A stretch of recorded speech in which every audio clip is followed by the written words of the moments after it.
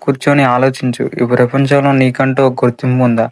అందరిలాగా వచ్చి అందరిలాగా వెళ్ళిపోవడానికి నువ్వేం సామాన్యుడివి కావు. నీ లోపల ఒక అద్భుతమైన శక్తి ఉంది. కానీ దాన్ని నువ్వు ఇంకా నిద్రలేపడం లేదు. బయట ఎవరో వచ్చి నిన్ను ఉద్ధరిస్తారని ఎదురు చూడకు. నిన్ను నువ్వు గెలిపించుకోవాల్సింది నువ్వే. కష్టాలు వస్తున్నాయా? రాని. ఓటమి పలకరిస్తుందా? పలకరించని. గుర్తుపెట్టుకో, వజ్రం ఎంత ఒత్తిడికి గురైతే అంత మెరుస్తుంది. బంగారం ఎంత కాలితే అంత స్వచ్ఛంగా మారుతుంది. నీ కష్టాలు నిన్ను నాశనం చేయడానికి రాలేదు. నీలో ఉన్న అసలైన బలం ఎంతో నీకు చూపించడానికి వచ్చాయి.